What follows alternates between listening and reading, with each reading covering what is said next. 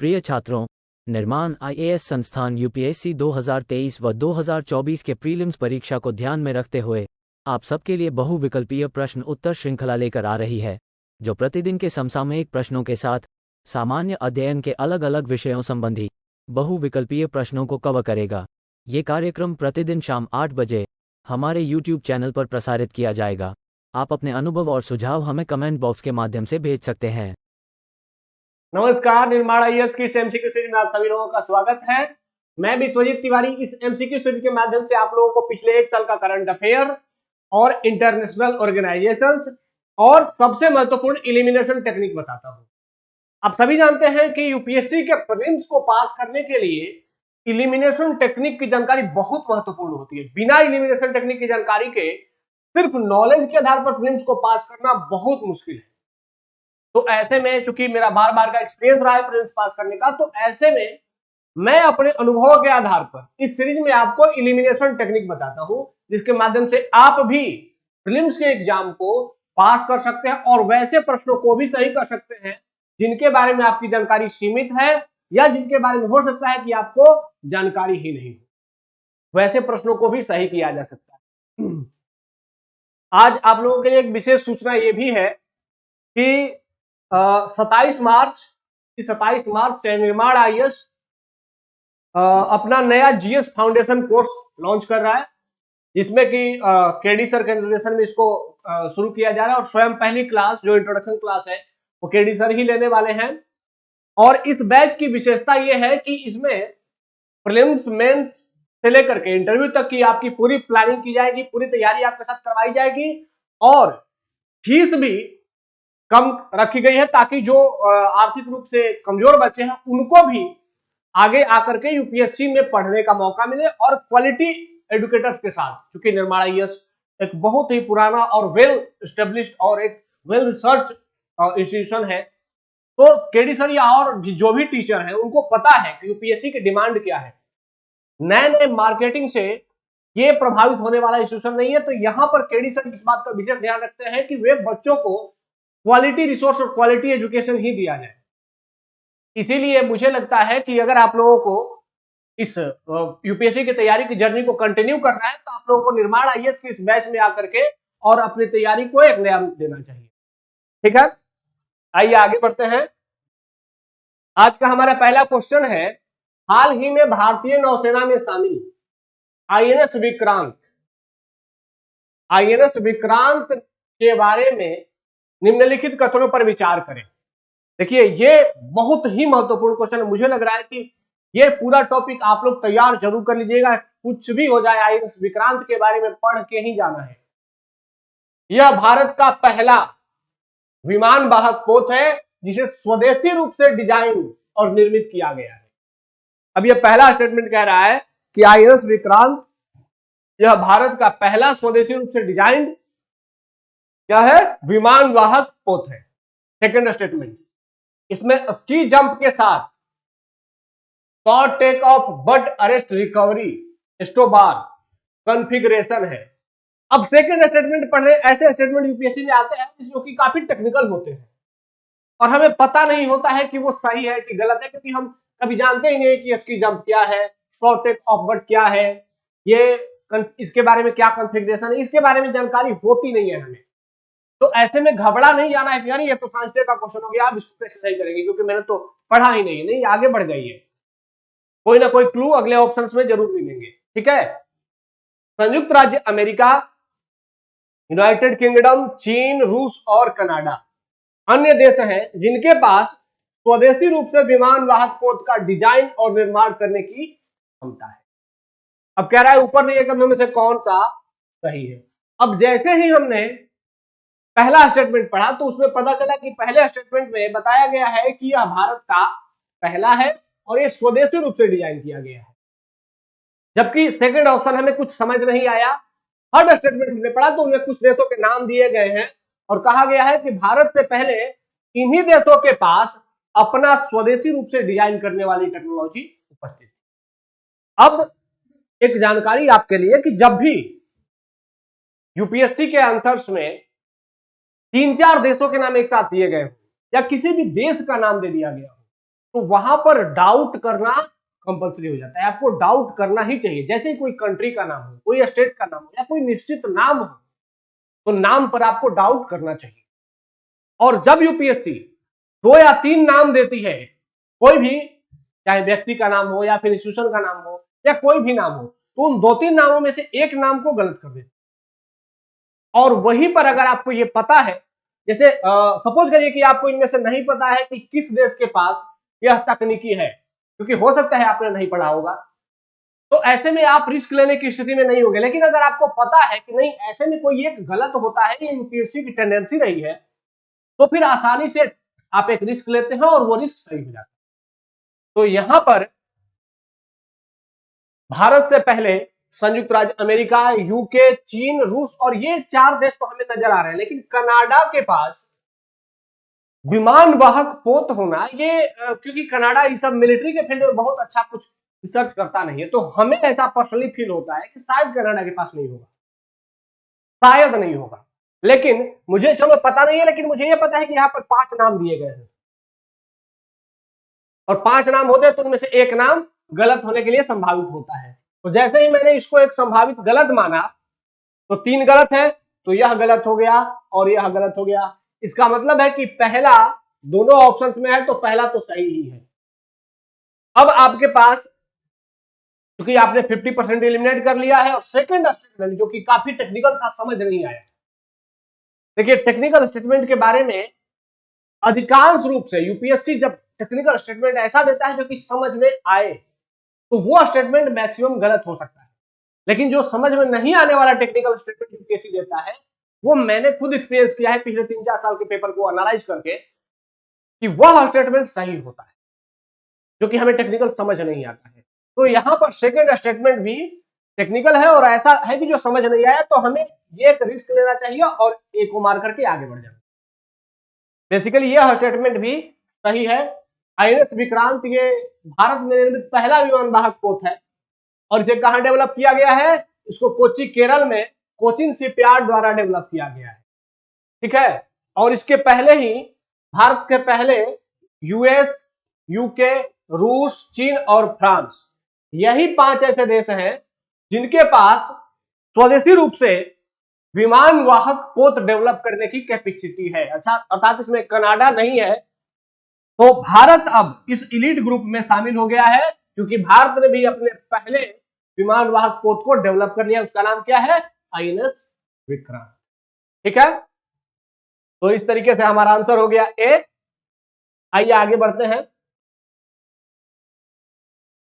अगला क्वेश्चन है, हाल ही में वित्त मंत्री ने 14 प्रमुख क्षेत्रों में उत्पादन से जुड़ी प्रोत्साहन योजना, मतलब PLI, production link incentive scheme को शुरू किया गया है। उसका बजट रखा गया है इतना। अब कहा गया है कि निम्नलिखित में से कौन से क्षेत्र PLI के अंतर्गत आते हैं। अब ये ध्यान रखना है कि भारत सरकार ने अपने यहां इंफ्रास्ट्रक्चर डेवलपमेंट करने के लिए, अपनी इकोनॉमी को गति देने के लिए कुल 14 क्षेत्रों की पहचान की है, जहां पर कि सरकार सहयोग देगी और उन 14 क्षेत्रों में अगर अच्छा इन्वेस्टमेंट किया जाए, अगर अच्छा प्रोत्साहन दिया जाए, तो देश की इकोनॉमी बहुत तेजी से आगे बढ़ सकती है। तो उन 14 क्षेत्रों के लिए सरकार PLI स्कीम को शुरू कर रही है। तो अब यह प्रश्न है कि उन 14 क्षेत्रों में से इनमें से कौन से क्षेत्र उन 14 क्षेत्रों में शामिल। ठीक है। अब देखिए, ऐसे में इनको जान करके आप आंसर अगर करने लगेंगे सोच सोच करके, तो निश्चित रूप से आप गलत करेंगे। ठीक है।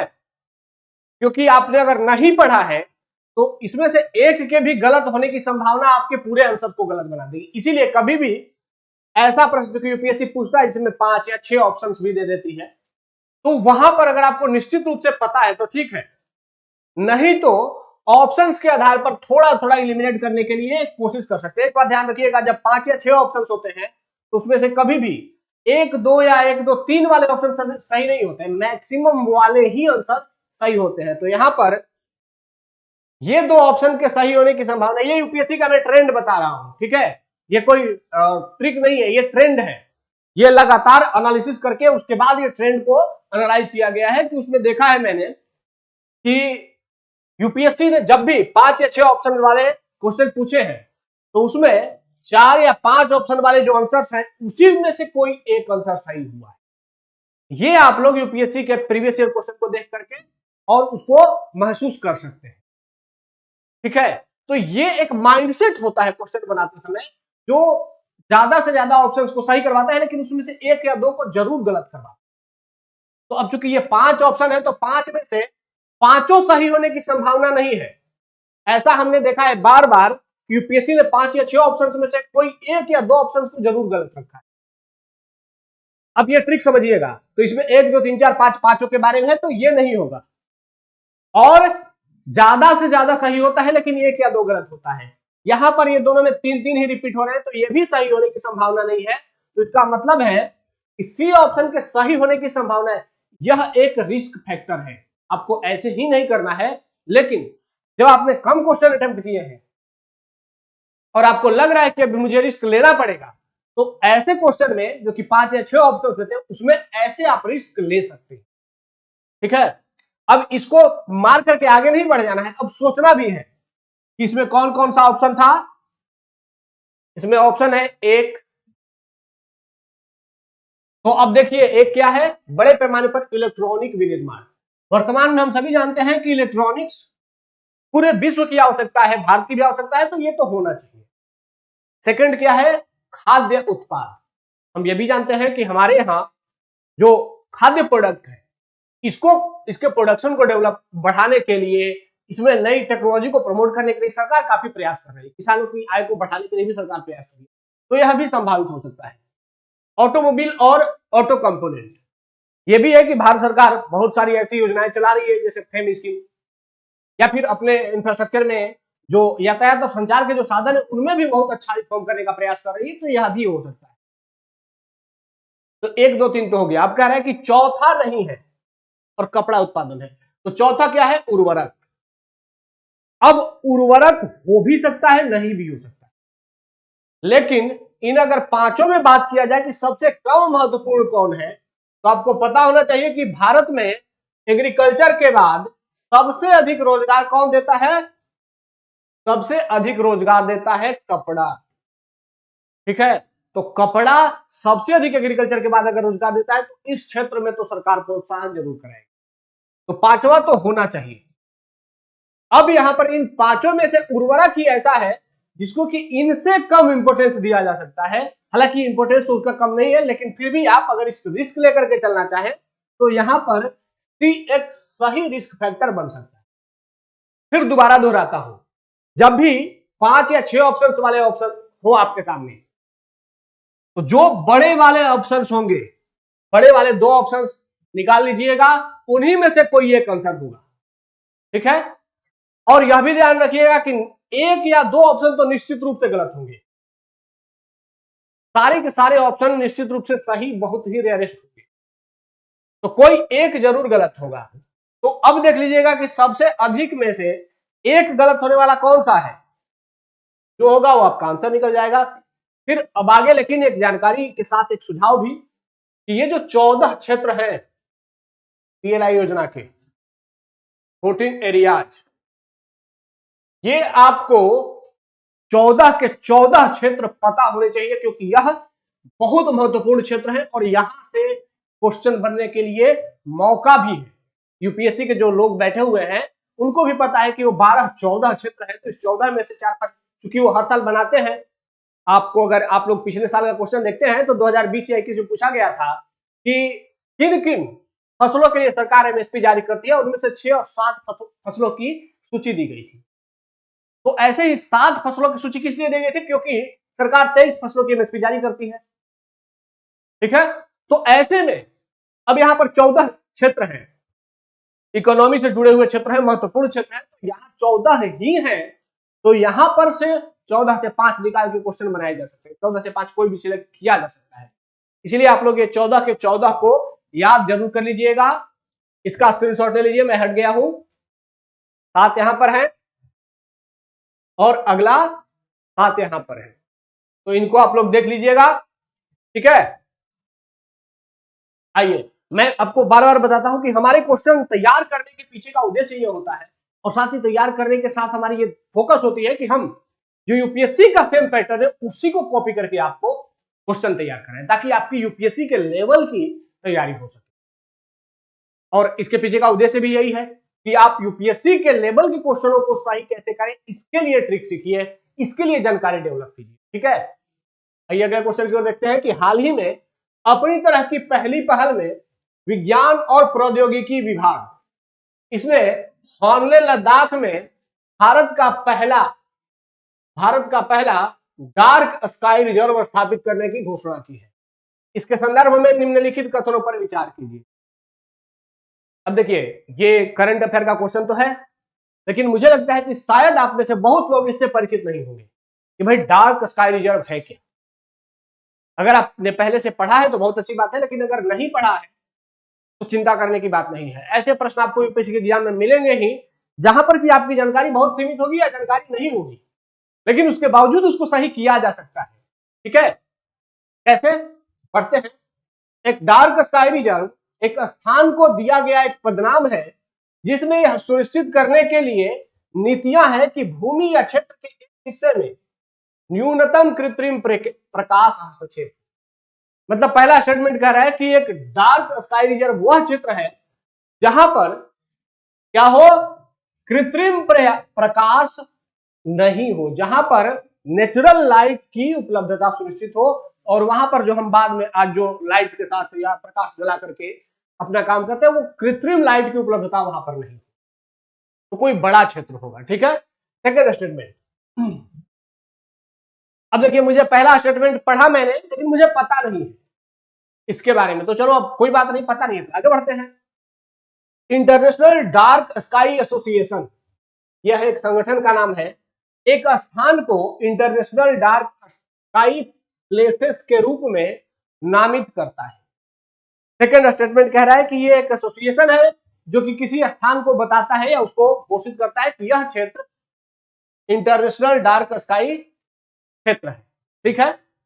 अब यह भी स्टेटमेंट अधिक संभावित है सही होने के लिए, लेकिन मुझे नहीं पता, चलिए आगे बढ़ते हैं। डार्क स्काई रिजर्व के लिए बादल रहित आसमान और कम वायुमंडलीय जलवाष्प इसकी स्थिति सबसे अच्छी है, सबसे अच्छी, ठीक है। फोर्थ स्टेटमेंट, चीन और भारत इसके पास अंतरराष्ट्रीय डार्क स्काई प्लेसेस के रूप में नामित कोई स्थान नहीं है। ऊपर दिए कथनों में से कौन सा सही है। अब देखिए ये पूरे स्टेटमेंट हमने पढ़े, उसमें से हमें चौथे स्टेटमेंट को जब मैं पढ़ रहा था तो उसमें दो देशों के नाम मिले, चीन और भारत। कह रहे हैं कि चीन और भारत में कोई भी internationally recognise dark sky places नहीं है।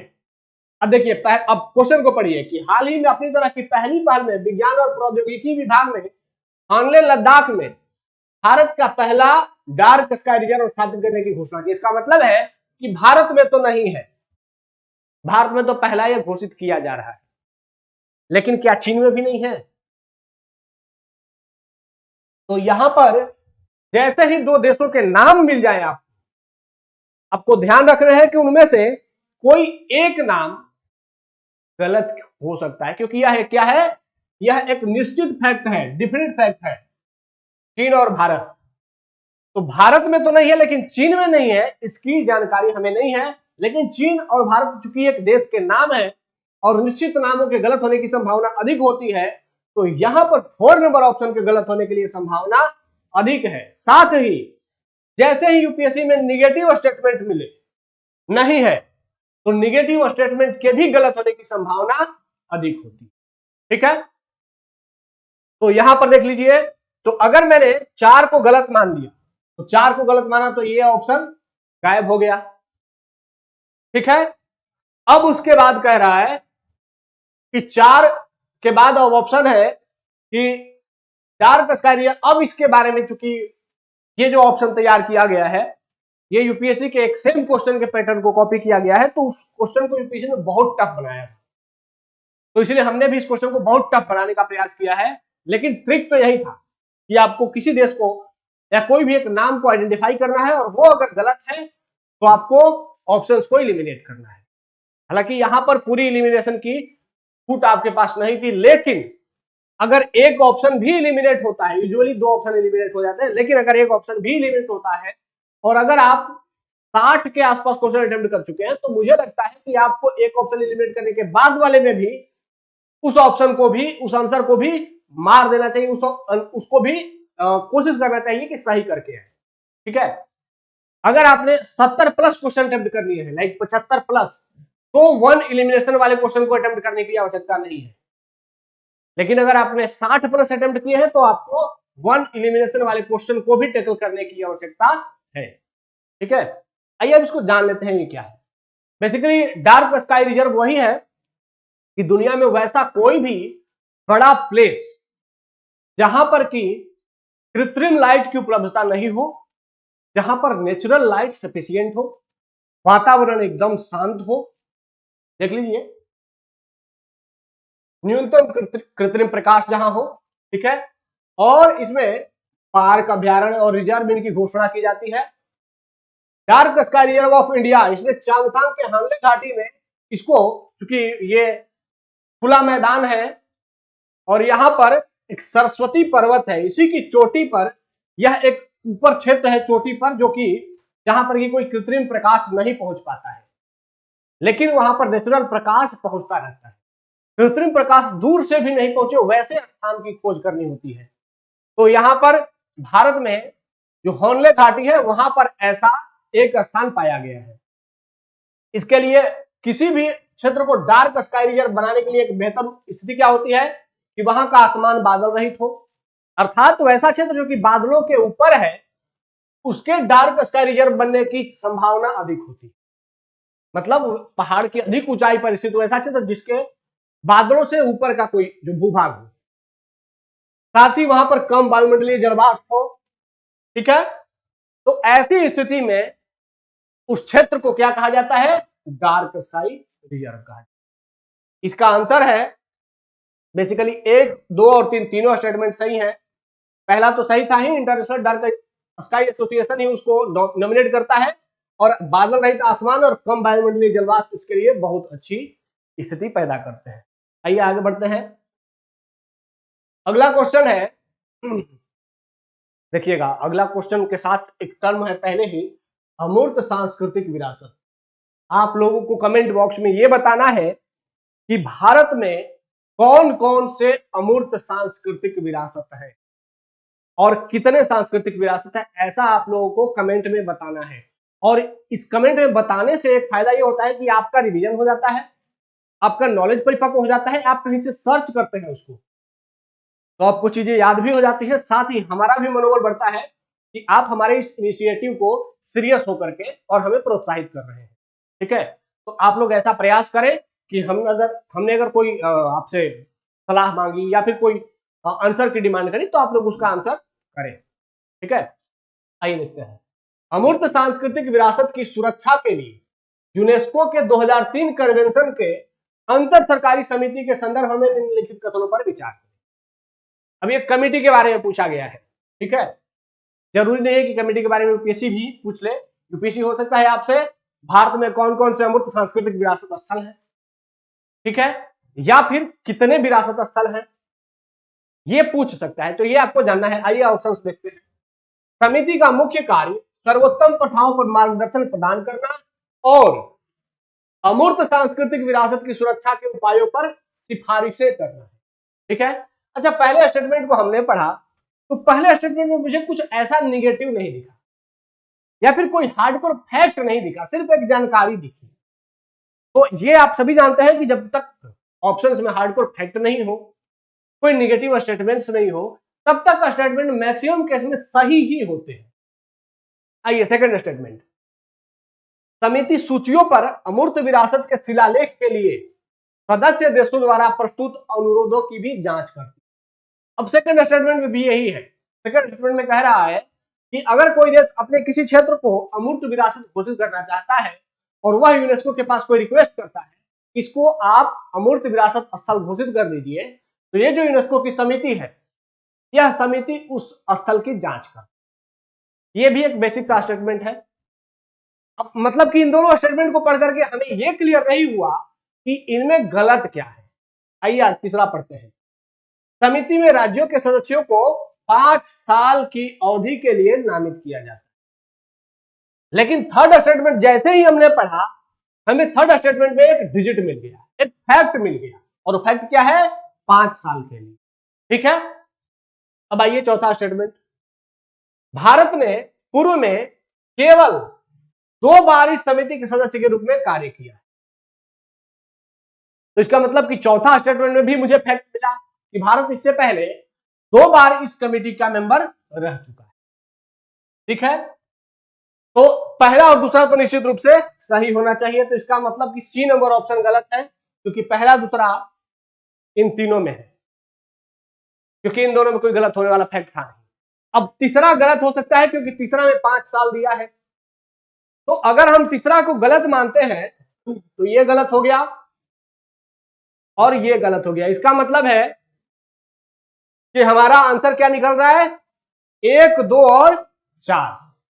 देखिए, सिर्फ ऑप्शंस को इलिमिनेट करके, क्या एक ही ऑप्शन को सिर्फ तीसरा ऑप्शन को इलिमिनेट किया आपने और पहला और दूसरा सही महसूस हो रहे थे, इस आधार पर आपका आंसर सीधे निकल गया। आंसर क्या हो रहा है? 1, 2 और 4। इसका मतलब है कि भारत इससे पहले केवल 2 बार ही यूनेस्को के लिस्ट में, इस लिस्ट में मेंबर बना है। अब आइए इसको जान लेते हैं। बेसिकली भारत को वर्ष 2022 से 2026 के लिए अभी हाल ही में इस कमेटी का मेंबर बनाया गया है, 2022 से 26 के लिए। तो ये कितने साल का टर्म हुआ? 4 साल के लिए। तो 4 साल का टर्म हुआ, तो ये 5 साल वाला स्टेटमेंट क्या था? गलत था। और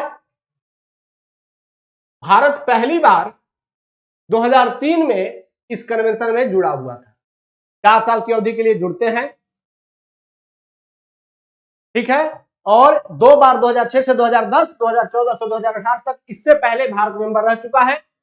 यह भारत का तीसरा टर्म होगा 2022 से 2026 तक, कि अब भारत यूनेस्को की इस कमेटी का मेंबर बनेगा, यूनेस्को की इस अंतर सरकारी कमेटी का मेंबर बनेगा, और दुनिया में जो अमूर्त विरासत स्थल है उनकी पहचान करने का अधिकार अब भारत के पास भी होगा। तो हम उम्मीद कर सकते हैं कि अगले 4 सालों में भारत के कुछ और सांस्कृतिक प्रथाओं को अमूर्त सांस्कृतिक धरोहर घोषित किया जा सकता है। ठीक है। तो यहां क्लियर हो गई चीजें आपको? अच्छा, एक बच्चे का कमेंट था कि सर बताने के बाद आप थोड़ा साइड से हट जाया करिए ताकि हम लोग उसको देख लें। ठीक है। आइए आगे बढ़ते हैं। अगला क्वेश्चन है, शिक्षक दिवस 2022 के अवसर पर भारत के प्रधानमंत्री ने एक नई पहल की घोषणा की। पहल का नाम क्या है? PM Shri school, PM school of rising India. इसके संदर्भ में निम्नलिखित कथनों पर विचार करें। मुझे लगता है कि ये तो आप लोगों ने अपने प्रीलिम्स की तैयारी के दौरान पढ़ा ही होगा। अधिकांश स्टूडेंट्स ने पीएम श्री स्कूल के बारे में जरूर पढ़ा होगा, और इससे जुड़ा हुआ अगर प्रश्न है और अगर आपसे नहीं बनता है तो फिर आपको फिर से अपने बारे में सोचना होगा कि आप कितने सीरियस स्टूडेंट हैं। आइए देखते हैं। इसके तहत राष्ट्रीय शिक्षा नीति 2020 की प्रमुख विशेषताओं को प्रदर्शित करने के लिए केंद्र और राज्य शासित प्रदेशों के विभिन्न स्कूलों को अपग्रेड किया जाएगा। पहला स्टेटमेंट कह रहा है कि जो राज्य और केंद्र के विभिन्न स्कूल हैं उनको अपग्रेड किया जाएगा ताकि वे राष्ट्रीय शिक्षा नीति 2020 में जो स्कूल के लिए क्वालिटी विशेषताएं बताई गई है उस लेवल तक पहुंचे। ठीक है। सेकेंड स्टेटमेंट, योजना के क्रियान्वयन की लागत पूरी तरह से केंद्र सरकार द्वारा वहन की जाएगी। अब पहले स्टेटमेंट को हमने पढ़ा तो हमें पहले स्टेटमेंट में कोई फैक्ट नहीं मिला, बस एक इंफॉर्मेशन मिला। मैंने क्या कहा है कि जब तक फैक्ट नहीं मिलता है इंफॉर्मेशन मैक्सिमम केस में सही होता है। लेकिन सेकेंड स्टेटमेंट जैसे ही हमने पढ़ा वहां पर हमें एक फैक्ट ही नहीं बल्कि एक हार्डकोर फैक्ट मिला। हार्डकोर फैक्ट क्या कह रहा है कि पूरी तरह से केंद्र सरकार का खर्च लगेगा इसमें। तीसरा स्टेटमेंट, पीएम श्री स्कूलों को ग्रीन स्कूल के रूप में विकसित किया जाएगा जिसमें सौर पैनल और एलईडी लाइट, प्राकृतिक खेती, इसके साथ पोषण उद्यान और पर्यावरण के अनुकूल पहलुओं को शामिल किया जाएगा। ऊपर दिए गए कथनों में कौन सा सही है? थर्ड स्टेटमेंट पढ़ करके आपको लग गया होगा कि जो वर्तमान में विश्व की या भारत की समस्याएं हैं, जो आप एक समाज में एक अच्छे छात्र के रूप में आपको आगे क्या डेवलप करना है, इसके लिए एक छात्र से उम्मीद करते हैं, उसके बारे में बात की गई है कि एक छात्र है जिसको स्कूल में ग्रीन स्कूल के बारे में बताया गया है, उसका स्कूल ग्रीन स्कूल है। मतलब क्यों ग्रीन है? क्योंकि उसमें सोलर पैनल का यूज किया गया है, एलईडी लाइट अर्थात कम बल्ब, कम एनर्जी का उपभोग, प्राकृतिक खेती को प्रमोशन, पोषण उद्यान और ऐसे ही पहलों को स्कूल में सिखाया जाएगा, वैसे स्कूल बनाए जाएंगे। तो जो नया हमारा जो नई शिक्षा नीति आई है, यह वर्तमान की अपेक्षाओं के अनुरूप होनी चाहिए और वर्तमान की अपेक्षाएं यही है कि हमारे यहाँ ऐसी चीजें होनी चाहिए, हम पर्यावरण को कम प्रदूषित करें। तो स्कूल में भी तो ऐसी चीजें होनी सिखाई जाएगी, तभी तो बाहर निकल करके वे छात्र पर्यावरण के प्रति जागरूक जिम्मेदार नागरिक बनेंगे। बिल्कुल। तो थर्ड स्टेटमेंट हमें, अब मैंने अगर पढ़ा है राष्ट्रीय शिक्षा नीति 2022 के बारे में तब तो कोई इशू नहीं है, लेकिन अगर नहीं पढ़ा है तो भी एक समझदार स्टूडेंट यह समझ सकता है कि अगर नई राष्ट्रीय शिक्षा नीति है तो उसमें इन सब पहलुओं को तो शामिल किया ही गया हो। जो वर्तमान की समस्याएं हैं उसका समाधान हमें स्कूल में सिखाया जा रहा हो। तो ये थर्ड वाला स्टेटमेंट भी बेसिक सा स्टेटमेंट लगा। अब कह रहे हैं ऊपर दिए गए से कौन सा सही है, सही को मैंने घेर दिया। सेकंड स्टेटमेंट कह रहा है कि पूरी तरीके से केंद्र सरकार द्वारा वहन किया जाएगा। अगर हम एजुकेशन की बात करें तो एजुकेशन किस लिस्ट में आता है? संविधान के कंकरेंट लिस्ट में आता है, समवर्ती सूची में आता है, और समवर्ती सूची में जो विषय शामिल होते हैं उसमें केंद्र और राज्य दोनों उसके संदर्भ में योजनाएं बना सकते हैं, उसको इंप्लीमेंट कर सकते हैं। तो अगर पीएम श्री स्कूल डेवलप किए जा रहे हैं जो कि वर्तमान में बहुत अच्छे स्कूल होंगे, तो उसमें सिर्फ पूरी लागत केंद्र सरकार वहन करेगी। यह प्रोविजन एक हार्डकोर फैक्ट है जो कि गलत हो सकता है। ठीक है। और यह ध्यान रखना है कि अगर कोई भी ऐसी योजना जिसकी पूरी लागत केंद्र सरकार वहन करती है, उसे क्या कहते हैं? उसे कहते हैं केंद्रीय क्षेत्रक योजना। केंद्रीय क्षेत्रक योजना। और एक स्कीम होती है जिसमें कुछ लागत केंद्र सरकार और कुछ राज्य सरकारें मिल करके वहन करती है, उसको कहते हैं केंद्र प्रायोजित योजना। तो बात किया जा रहा है कि जो पीएम श्री स्कूल होंगे वो कैसे स्कूल होंगे? वो केंद्रीय क्षेत्रक योजना के तहत बने हुए स्कूल होंगे। अगर 2 नंबर ऑप्शन गलत है तो यह गलत हो गया, यह गलत हो गया, यह भी गलत हो गया, और आंसर निकल गया 1 और 3। तो ये दोनों सही है कि भारत में ऐसे 14,500 से भी अधिक स्कूल डेवलप किए जाएंगे और इसमें केंद्र सरकार, राज्य, केंद्र शासित प्रदेश और स्थानीय निकाय इन सबको मिलकर के काम करना है। ठीक है। और इन स्कूलों में ग्रीन स्कूल के रूप में इनको डेवलप किया जाएगा। इनमें बहुत सारी चीजें, अपशिष्ट प्रबंधन, प्लास्टिक मुक्त, जल संरक्षण, पर्यावरण सुरक्षा, प्राकृतिक खेती, एलईडी लाइट, सोलर पैनल, जो भी वर्तमान के आवश्यकताएं हैं समाज की, पर्यावरण की, उन सभी पहलुओं पर ध्यान रखा जाएगा। ठीक है। और साथ ही इनमें जो अस्थायी जीवन शैली है कि आपको पर्यावरण अनुकूल जीवन शैली कैसे डेवलप करना चाहिए, कैसे पर्यावरण के इस प्रतिकूल स्थिति में रहना चाहिए, वह भी सिखाया जाएगा। तो ये ध्यान रखना है, ये नंबर याद कर लेना है आपको। यहां पर 14,500 ऐसे स्कूल देश भर में खोले जाने हैं। ठीक है। और ये मिल करके केंद्र, राज्य और सभी मिल करके इस पे कर रहे हैं। ये सिर्फ केंद्र सरकार के लिए स्कीम नहीं है। अब देखिए ये जो क्वेश्चन है, बेसिकली ये क्वेश्चन यूपीएससी के वर्ष 2020 में पूछा गया क्वेश्चन है। ये साइंस टेक का क्वेश्चन है और आप सभी जानते हैं कि इसमें जो डेली मैं ये क्वेश्चन शामिल करता हूं यूपीएससी के प्रीवियस ईयर क्वेश्चन, ताकि आपको बताया जा सके कि यूपीएससी अपने प्रीवियस ईयर क्वेश्चन में कैसे क्वेश्चनों को पूछती है। जो क्वेश्चन आपको बहुत टफ लगते हैं, बहुत मुश्किल लगते हैं, क्या उनको भी कम जानकारी के बावजूद सही किया जा सकता है? तो यही सब बताने के लिए इस क्वेश्चन को शामिल किया गया है। आइए देखते हैं कि इस क्वेश्चन में कम जानकारी के बावजूद कैसे इसको इलिमिनेट किया जा सकता है। Carbon nano tube. अब देखिए प्रश्न को पहले समझिए कि कार्बन नैनो ट्यूब पूछा गया है, मतलब ये कोई दुर्लभ फैक्ट नहीं है। साइंस टेक में आप हर साल कोई भी एक साल का अगर आप करंट अफेयर पढ़ेंगे तो उसमें कार्बन नैनो ट्यूब के बारे में जरूर पढ़ाया जाएगा। तो मतलब कि एक साल का करंट अफेयर तैयार करिए, आपका साइंस टेक के क्वेश्चन वहीं से आएंगे, कहीं अलग से नहीं आने हैं। ठीक है, इसको मानव शरीर में औषधियों और प्रतिजनों के वाहकों के रूप में प्रयुक्त किया जा सकता है। ठीक है, मानव शरीर में औषधि के रूप में कार्बन नैनो ट्यूब का उपयोग किया जा सकता है। चलिए, मुझे पता नहीं है इसके बारे में, आगे बढ़ते हैं। इसको मानव शरीर के क्षतिग्रस्त भाग के लिए कृत्रिम रक्त कोशिकाओं के रूप में बनाया जा सकता है। क्या कह रहा है कि इसको कृत्रिम रक्त कोशिकाओं के रूप में बनाया जा सकता है। थर्ड स्टेटमेंट, इसका जैव रासायनिक संवेदकों के रूप में उपयोग किया जा सकता है। मुझे थर्ड स्टेटमेंट समझ नहीं आया। Fourth statement, carbon nano tube जैव निम्नीकरणीय होते हैं। फोर्थ स्टेटमेंट भी मुझे नहीं पता है, लेकिन सेकेंड स्टेटमेंट जैसे ही मैंने पढ़ा, इसमें यहां पर शब्द है कृत्रिम रक्त कोशिकाएं।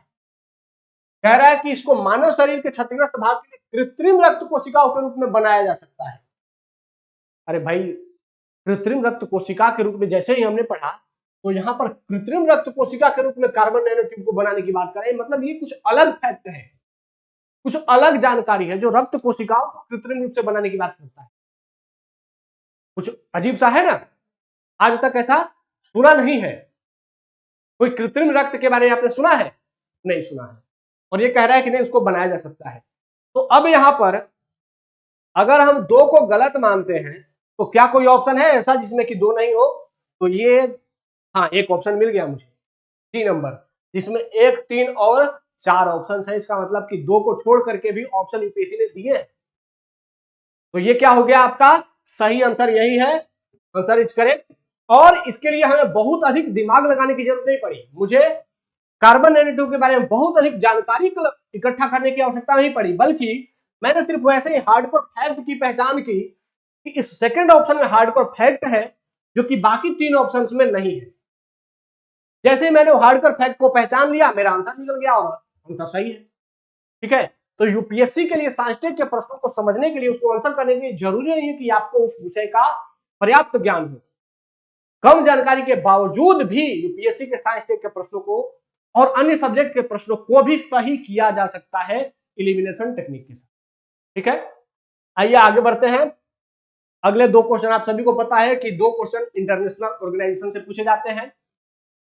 अगला क्वेश्चन ये रहा आपके लिए, प्रवासन के लिए अंतरराष्ट्रीय संगठन IOM, ठीक है, इसके संबंध में निम्नलिखित कथनों पर विचार कीजिए। अब देखिए, प्रवासन के लिए ये अगर अंतरराष्ट्रीय संगठन है तो यह प्रश्न बहुत अधिक संभावित है पूछे जाने के लिए, क्योंकि अभी दुनिया में प्रवासन एक बहुत बड़ी चुनौती है।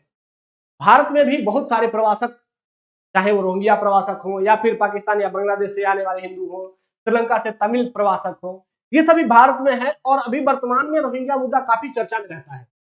तो ऐसे में प्रवासन के संदर्भ में आपसे प्रश्न पूछा जा सकता है, उससे जुड़े हुए ऑर्गेनाइजेशंस के बारे में प्रश्न पूछा जा सकता है। ठीक है, तो इंटरनेशनल ऑर्गेनाइजेशन ऑन माइग्रेशन, इसके बारे में है कि इसकी स्थापना 1951 में द्वितीय विश्व युद्ध के कारण विस्थापित हुए लोगों की मदद के लिए यूरोपीय प्रवासन के लिए अंतर सरकारी समिति के रूप में की गई थी। अब पहला फैक्ट कह रहा है कि इंटरनेशनल ऑर्गेनाइजेशन ऑन माइग्रेशन की स्थापना सेकेंड वर्ल्ड वॉर में जो प्रवासी हुए थे, क्योंकि सेकेंड विश्व युद्ध में बहुत अधिक लोग जब हमले होते थे तो लोग अपना क्षेत्र छोड़ के भाग जाते थे, दूसरे देश में शरण लेते थे, तो उनको पुनः बसाने के लिए इस ऑर्गेनाइजेशन की स्थापना की। सेकेंड स्टेटमेंट, इसे 1992 में संयुक्त राष्ट्र महासभा में अस्थायी पर्यवेक्षक का दर्जा दिया गया। अब देखिए, फैक्ट है, यहां पर एक डिजिट है, यहां पर भी एक डिजिट है, और हमें इन दोनों के बारे में कोई जानकारी नहीं है। थर्ड स्टेटमेंट, भारत IOM का सदस्य नहीं है। अब यहां पर देखिएगा, कभी कभी आपको पहला स्टेटमेंट पढ़ते ही लगा कि यहां पर एक डिजिट दिया गया है, हो सकता है ये नंबर गलत हो, लेकिन कंफर्म नहीं था। सेकंड ऑप्शन आपने पढ़ा, यहां पर भी एक नंबर था, आपको फिर लगा कि यह भी गलत हो सकता है। लेकिन थर्ड स्टेटमेंट जैसे ही आपने पढ़ा कि भारत इसका मेंबर नहीं है, तो आपको समझ जाना चाहिए कि जहां कोई ऐसी ऑर्गेनाइजेशन की बात की जाए जिसमें कि भारत मेंबर नहीं है और लिख दिया स्टेटमेंट की भारत मेंबर नहीं है, यह फैक्ट बहुत अधिक संभावना है कि यह सबसे अधिक गलत होने वाला फैक्ट है। क्योंकि पहला तो कि यह निगेटिव फैक्ट है और दूसरा यह किसी भारत के बारे में कह रहा है कि भारत इसका मेंबर नहीं है। भारत दुनिया के अधिकांश सोशल ऑर्गेनाइजेशंस का मेंबर है। तो यहां पर थर्ड, चूंकि इन दोनों के बारे में हम कंफर्म नहीं थे, लेकिन थर्ड में आकर के हमें लगा कि यह फैक्ट अधिक गलत होगा, तो थर्ड को जैसे ही हमने गलत मारा, ये दो गलत हो गए। अब पहला निश्चित रूप से सही हो गया और सेकंड के बारे में हमारी जानकारी सीमित है। तो अब क्या करना है आपको कि आपने दो ऑप्शंस इलिमिनेट कर लिए हैं, अभी भी आपके पास दो ऑप्शंस बचे हुए हैं, 1 एंड डी, ए और डी। तो ऐसे में आपको क्या करना है, अगर सेकंड ऑप्शन समझ में नहीं आ रहा है तो भी आपको रिस्क लेना है और रिस्क लेकर के कोई ना कोई ऑप्शन दोनों में से लगा करके ही आना है, क्योंकि यहां पर आपके सही होने की संभावना बहुत अधिक होती है।